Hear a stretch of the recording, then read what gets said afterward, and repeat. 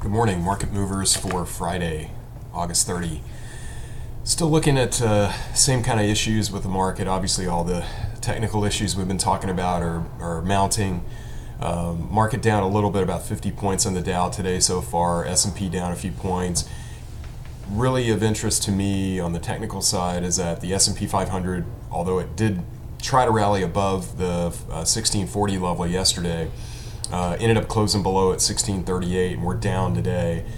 So 1640 becomes a pretty important resistance level, and if we can't get back above that within the next couple of days, we're probably looking at lower levels regardless of all the news items for Syria and all the other things. Now, if we get an attack on Syria, which now they're saying, France anyway, saying could come as early as next Wednesday, we could certainly see that serving as a catalyst to give investors an excuse to start selling or sell more than they have already. Down maybe 3-4% off the all-time high, so we still got a long way to go.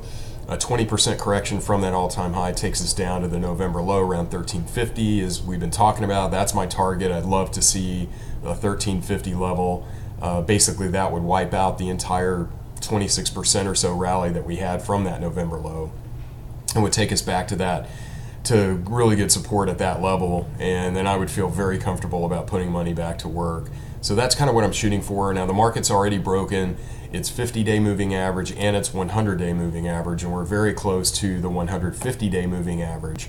So as we break through these technical levels, support levels on the downside, including 1640, again, the 50-day and the 100-day, as we break through more and more of those levels, that puts more weight on the side of bigger correction to come.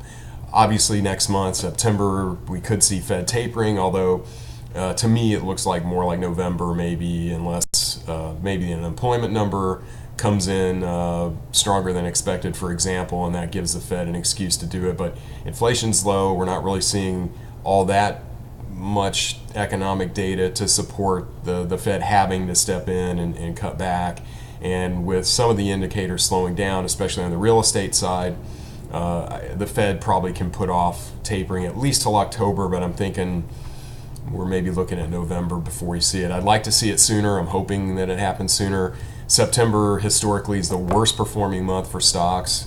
October's not a great month either. That's when we've seen the 29 crash, the 87 crash is coming October. So though the next 2 months definitely could see some significant downside.